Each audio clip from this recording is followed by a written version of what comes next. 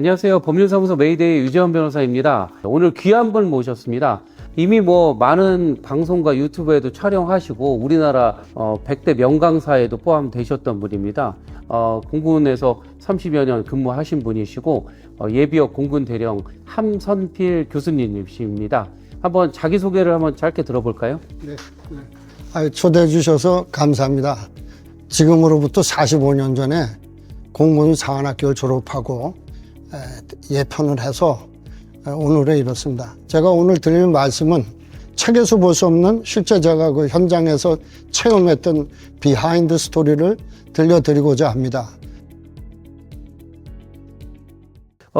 얘기를 시작을 이렇게 해볼까요? 그러면 우리나라의 그 주력 그 전투기 기종이나 또 우리나라에 운용하는 어떤 것이 어떻게 좀 변화했는지 조금 설명해 주시죠. 예, 초기에 우리나라 전투기 그 도입 역사는 박정희 대통령 시절에 1965년도에 그 당시는 동서 냉전 시대입니다. 대한민국이 남북 간에 대치하고 있는 상황에서 그 무상군원이라고 하는 미국의 프로그램이 있습니다. 그거를 우리나라에 제공을 했습니다. 그래서 우리나라 최초로 전투기라는 걸 갖게 된 게 무상군원 시대에 갖게 됐습니다. 그렇게 하고 이제 F5가 들어온 뒤에 그 다음에 들어온 게 우리나라 주력 전투기가 F4 팬텀입니다. F5는 노스롭이라는 회사에서 만들었고 팬텀 F4는 맥도넬 더글라스에서 제가 만든 걸로 기억을 합니다. 근데 그 맥도넬 더글라스사에서 그 당시에 만들었을 때 세계 최강의 전투기였어요. 그리고 이전에 볼 수 없는 전투 폭격기 임무를 다 갖고 있는. 그래서 아무 나라나 미국에서 주지를 않았는데 우리나라에 그 김신조 사건이 났죠. 옛날에. 큰일 났다. 이러다가는 우리 안 되겠다. 팬텀을 달라. 그래서 우리나라가 세계 최초 4번째 F4를 운용하게 된 그런 나라입니다. 팬텀이 월남전도 투입돼 있어요. 맞습니다. 또 나중에는 걸프전에서도 활약. 예, 맞습니다. 예, 잘하시네요. 네, 맞습니다. 그래서 우리나라가 그런 팬텀을 운영하게 됐고 그 이후에 우리나라 또 전투기 도입사의 가장 그 획적한 게 F-16입니다. 그러면은 주력 전투기가 이제 팬텀기, 그 다음에 F-16, 그 다음에 또 혹시 그 다음에 이제 F-15 이거를 들어왔고, 들어와서 그 다음에 또 기억나시는 거 있죠? F-35. 굉장히 그 스펙트럼은 좋아요.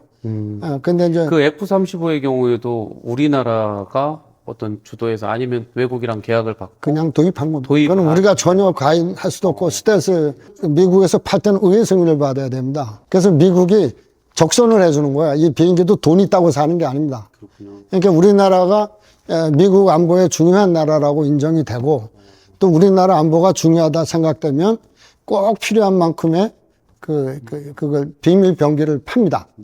근데 그 팔 때 조건이 있어요. 우리 처음에 팬텀을 안 줬던 게 팬텀을 주면은 우리가 북한으로 밀고 올라간다고 미국이 안 줬던 비행기입니다. 그런데 1.2 사태를 맞이하고 막 박정희 대통령이 화가 나서 이렇게 따지니까 그러니까 어쩔 수 없이 준 겁니다. 그래서 우리나라가 세계 4번째로 정말 월남전에서 맹위를 떨친 그 팬텀을 가지고 됐고 우리가 결국은 이게 확실히 전투기가 중요하고 또 전투기 신사업이 중요하다. 이걸 또 약간 깨닫는 계기가 있으신가요? 현대 과학무기의 총알은 전투기입니다. 다 음속을 도입하는 전투기고 월남전 이후로는 이제 전투기들이 혁신적으로 많이 발전을 해가지고 오늘에 이렇거든요. 근데 전투기 조종사들의 경는 누구나 겪어야 할 게 G포스입니다. 아시죠? 중력 가속도. 보통 이제 우리가 선회 한번 해도 급기동할 때 선회하면은 5G까지도 걸려요. 근데 보통 민간인들은 그리고 유전 같은 경우는 사지에서도 그냥 블랙아웃 돼버립니다. 기절합니다. 실신하고. 근데 지금 우리 조종사들은 9G까지 상태에서도 비행을 해야 돼요. 그래서 조종사들이 입는 G슈트가 있어요. 그래서 G슈트를 입으면은 점점 쪼여요. 올라가면서. 그래서 피가 밑으로 못 내려가게 하는 거예요. 혹시 유명 아시는가요? 우리 피 펌핑하는 압력. 네. 심장에 760mm HG로 심장이 펌핑을 해요. 그래서 우리 눈에 시력도 보이는 게 피가 오기 때문에 다 보이고. 그런데 이 G를 이렇게 달잖아요. 그러면은 우리 이제 피가 이제 못 올라갑니다. 그래서 이제 처음에는 그레이아웃이라고 그래서 눈을 떠도 앞이 안 보여요. 아무것도. 영화 같은데 그런 장면들이 이제 묘사되는. 예, 그 루프 비행할 때. 흐려지는. 예, 루프 비행할 때 이렇게 정상에 오르기 전에는 그레이아웃이 돼버려요. 그래서 앞에 눈을 떠도 그냥 캄캄하면 아무것도 안 보이지만 의식은 있어요. 시신경에도 그런 어떤 혈액순환이. 혈액이 안 가니까. 그래서 이제 정점에 도달했을 때 다시 지가 풀립니다. 제로지로. 그럼 이제 서서히 눈에 또 밝아져요. 그러다 다시 이번엔 내려올 거 아닙니까? 루프 비행. 예. 그때는 이제 막 어마어마한 또 마이너스 지가 걸려요. 내려올 때. 그럼 몸이 이제 붕. 붕 뜨죠. 부양하는. 그래서 이제 조종사들이 나는. 조종석에 앉아있을 때 막 먼지가 이렇게 타라라라 올라가요. 먼지가. 왜냐하면 잠깐 중농 상태가 되거든. 그 제로지에서. 그러면서 조종사들이 갑자기 올려놓는데 우리가 하네스를 하고 있기 때문에 뜨지를 않는 거예요. 그렇죠. 그러니까 조종사들이 그런 어려움이 있습니다.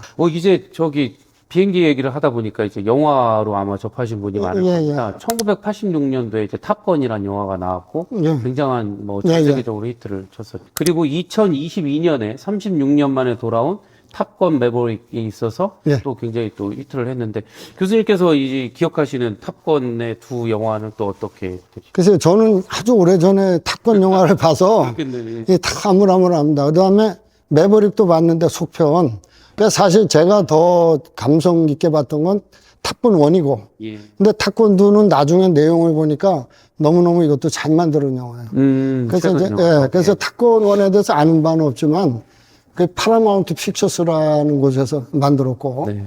뭐 돈도 몇 푼 안 들이고. 근데 유독 되게 약간 숨겨진 에피소드라고 얘기 예, 예. 나오는 게 이분들이 사실 공군이 아니라 해군 소속이다 이런 게 에피소드가 있고 예. 그 당시에 최신 기종을 바로 그렇게 젊은 조종사들에게 투입하는 것 그리고 또 국지전이긴 하지만 국제적인 그런 부분에 이 훈련이 막 끝난 그런 사람들을 투입했다. 그리고 이런 것들이 조금 약간 궁금증을 자아내고 있다. 예, 그렇죠. 좀 약간 아이러니하죠. 근데 조종사들이 우리 저 블랙 이글스를 한번 예를 들게요. 에어쇼단에 있는 블랙 이글스의 조종사들 계급이 뭐라고 생각하십니까? 뭐 소령급 이상 되지 않은가요? 소령은 거기 이제 전체 그 리더고 실제 그 안에 타는 그 조종사들은 다 대위들입니다. 그렇습니까? 그러니까 대위들쯤 되면 비행 시간이 이제 1000시간쯤 되거든요. 뭐 전투기 빗대 그렇죠. 전투기. 그러니까 다 선발돼서 전투기로 아주, 거의 예. 1000시간이면 엄청 예, 공군에 이제 굉장히 우수한 조종사들을 뽑아서 블랙 이글스로 보내면 이 사람들은 이제 에어쇼를 이제 설계 디자인을 해가지고 지금의 이제 세계적인 우리가 그게 됐는데 조종사들이 그 스틱 있죠? 스틱이 가장 말랑말랑하다고 표현합니다. 그러니까 비행이 가장 막 겁 없이 멋지게 하는 거. 네. 예, 그게 그 매버릭도 보십시오. 그 탑번 할 때 매버릭이 중인가밖에 안 돼. 그때. 아주 그냥 말랑말랑하고 겁이 없을 때요. 네. 주변에서 비행사고 나는 것도 본 적도 없고. 그래서 지금도 에어쇼단의 그 조종사들은 다 대위급이야 합니다. 네. 험난한 꼴을 안 보고 막 말랑말랑하고 겁 없이 조종할 때거든요. 이게 조금 제가 너무 거칠게 표현하면 그런데 사실이 그렇습니다. 그래서 조종사들이 자신감을 갖고 그런 비행을 하니까 이런 세계적인 그 고개를 하는 겁니다. 그래서 조종사들은 뭐 대략 대위쯤 되면은 겁이 없이 막 이제 비행을 잘 하고 그 다음에 그 외에 뭐 소령, 중령, 대령들은 하도 사고를 많이 봤기 때문에 겁이 나서 그런 기동을 잘 못해. 또 실전에도 또 투입되는 경우가 있는. 그럼요. 원래 대위급들이 실전에 투입하면 더 용감하게 잘 싸울 수 있다고 생각합니다. 그렇군요. 그리고 이제 요즘은 그 메카니컬하게 변한 게 디지털 워페어 시대로 바뀌었어요. 걸프전 이후로. 그래서 이제 플라이 바이 와이어라고 그래서 옛날에는 조종사가 스틱을 당기면 비행기 올라가고 누르면 내려가고 그 다음에 좀 증속을 시키다가 옆으로 확 제끼면 비행기가 뺑글뺑글 돌아요. 그게 뭐냐면 조종사의 어떤 그 후천적 감, 터득한 그 감으로 비행을 했는데 지금은 어떻게 하냐. 이 항공기를 디지털 시스템으로 모든 게 다 통제가 돼요. 그 지시가 되고. 그래서 옛날처럼 뭐 땡기고 뭐고 안 해도, 그러니까 요즘 세대들이 오히려 옛날 세대 이렇게 보다 더 특히 이제 게임 잘하는 젊은 사람들. 예. 그래서. 하나의 거기도 무슨 게임이 돼버렸고. 그렇죠. 그러니까 스틱에 이렇게 표시가 돼 있어요. 위로 올라가는 걸 누르면 비행기는 위로 올라가면은 누르면은 밑으로 내려가고 밑에 있는 걸 내리면 위로 올라가고 또 오른쪽 걸 이렇게 쭉쭉쭉쭉 이렇게 그 뭐라 그런가 클릭을 한다 그러나 그러면서 조종돼요. 하게 그렇기 때문에 저같이 신세대들은 이제 경험도 못 해봤지만 요즘 조종사들은 그렇게 아주 그러면 오랜만에 이제 요즘 비행기를 또 언제 보셨는지 모르겠지만 보시면 완전히 격세지감을 느끼시겠네요. 그럼요. 저는 비행기 전문가라기보다는 비행기를 만드는 사업을 했고 시스템을 아는 네. 굉장히 그 깊숙한 그 비하인드 스토리를 많이 아는 사람이지 전문가는 아닙니다. 그래서 제가 뭐 재원을 정확히 얘기한다든지 또 이 항공기는 어떻다 이런 거는 저도 봐야 돼요. 아니면 실제로 그런 이제 보통 비행기에서 장착되는 게 미사일도 있을 수 있고 기관총도 있고, 예. 그럼 여러 가지 무기를 폭탄도 어떻게, 있고. 어떻게 운영하는지 좀 예. 좋은 질문입니다. 전투기의 경우는 목적이 요격입니다. 요격. 인터셉트. 적 항공기가 우리나라를 쳐들어왔다. 그때 제일 먼저 떠갖고 영공을 방어하면서 그 항공기를 킬하는 임무. 그러니까 거기는 에어 투 그라운드보다는 에어 투 에어 싸움을 해야 돼요. 그래서 F5나 이런 경우는 AIM-9이라는 사이드와인더 미사일을 가졌었는데 팬텀의 경우에는 AIM-7 에어 투 에어 미사일을 다는데 이를테면 그렇습니다. 5 같은 경우는 항상 적의 꼬랑지를 쫓아가서 네. 그 싸야지만 여추적을 해서 쫓아가 싸. 미국이 월남전 끝나고 나서 아니 우리가 이렇게 좋은 그 항공기를 갖고 있었는데 왜 격추를 당했을까? 그래서 그 교훈을 가지고 다시는 미국이 그런 그 손실을 보지 않기 위해서 전술도 개발하고 그래서 그 학교 만든 게 탑건 스쿨이에요. 그 일명 탑건이라고 그래요. 어디에 있나요? 탑건 스쿨은 미국 그 네바다주에 있는 공군의 넬리스 기지가 있습니다. 그 넬리스 기지에서 레드 플래그라고 하는 공군의 공군의 탑건 스쿨이죠. 공군의 탑건 스쿨. 예, 근데 해군의 탑건이 예. 거기 넬리스에서 훈련을 해요.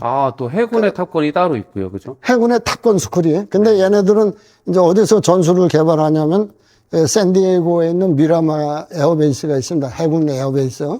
거기서 이제 나름대로 전술을 개발했다가 이제 그 넬리스에 가가지고 뭐 전 세계에서 오는 국가들하고 싸움도 해보고 그렇습니다. 그 이제 미션이 많아요. 뭐 공중전 미션도 있고 또 에어투 그라운드 사격 미술도 있고. 그렇군요. 여러 그런 또 운용 방식이 있겠네요. 예. 그리고 그 마밍을 하는 그런 융단 폭격을 하는 경우도 있겠고, 그렇죠. 전투기에 그런 아까 얘기하시는 그런 중간에 인터셉트 하시는 그렇죠. 것도 있고. 그래서 월남전에서 터득한 그 전술을 이제 실제로 이제 적기가 나옵니다. 거기 그 훈련하려면 적기가 있어야 되잖아요. 그 적기를 어그레서라고 그래요. 어그레서. 그 어그레서는 이제 레드 플래그로 훈련할 때 어그레서가 레드고 우리 아군이 블루예요. 그래갖고 이제 레드하고 블루가 싸우고 탑건은 거기 가서 어떻게 싸운지 모르는데 탑건에서도 넬리스에서 그 하는 장면들이 나옵니다. 예, 지금 모의 훈련에 대한 게 예, 나옵니다. 예. 실제로 쏘는 넬리스. 건 아니고 예. 이렇게 딱 해서 격추가 확인되면 카메라로 확인되면 이제 쫓아가서 카메라 딱 찍히면 진 거예요. 로스터랑 매버릭이 엄청나게 지금 지금 다투고 있는 그런 장면이 맞습니다. 예. 금방 그러면은 말씀 중에 나왔지만 미 해군도 이 항공모함에서 운용하는 그런 항공 함재기 예. 그런 것들 외에도 전투기를 늘 보유하고 운용한다는 말씀. 그렇죠. 이제 그러니까 이제 그 C 버전이 있고 네. 랜드 버전이 있어요. 우리나라는 랜드 버전 F4를 갖고 있었고 네. 항공모함이 없으니까. 네. 그리고 이제 C 버전은 항공기가 날개를 이렇게 접을 수가 있어요. 네. 같은 팬텀이라도. 네. 일본도 항공모함이 있으니까 그렇게 이제 팬텀을 그렇게 운용했었고. 아까 그러면 그런 전투 기법이 여러 가지가 있고 실전에서도 그러면 혹시 우리나라의 비행기나 조종사님들이 좀 관여했던 어떤 전투가 있었던가요? 우리가 실제로 그 현대사에서 우리 한국 공군이 참여했던 거는 수송기 작전 외에는 없습니다. 그렇군요. 노 대통령 때 제가 어디죠? 그 전국의 여행지들을 가보면 어떤 절에 어떤 비행기에 예전에 소령님이 또 여기는 폭격을 못하게 또 미국기를 막았다 또 뭐 유명한 어떤 전설적인 인물들이 계시더라고요. 예.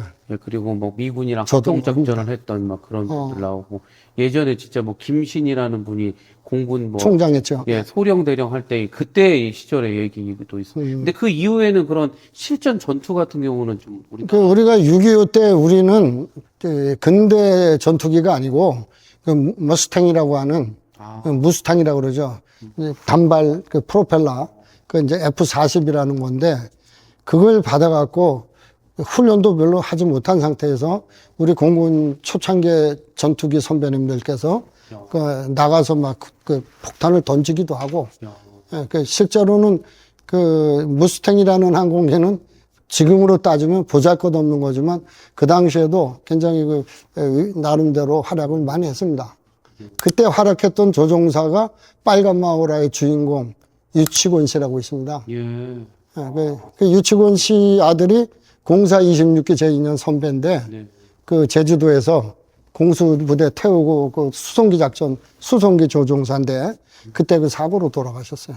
아버지도 산화하고 그 선배님 이름이 하여튼 유자용작 석장가 그럴 거예요. 그 너무 안타깝죠. 그러면 탑건 영화를 이제 보시면서 예. 아 저거는 조금 뭐 현실과 다르다. 아니면 저거는 굉장히 고증을 잘했는데 하는 혹시 장면이나 예. 아니면 그 기종이 저런 특성이 있는데 역시 잘 살렸구나 이런 게 좀 있을까요? 너무너무 잘 살렸어요. 내가 옛날 전편도 그렇고 요번 편도 그렇고 이번 거는 좀 뻥이 너무 심했고 내가 볼 때 예. 물론 CG가 들어가지 않았나 했더니 CG 안 넣었대요. 실제 탐 크루즈가 다 했다고 그러더라고요. 근데 예전 거 너무 클래시컬한 게 진짜였던 것 같고 이 요즘 거는 중간에 뭐 해피기동 하면서 다 리얼하고 사실에 가까웠어요.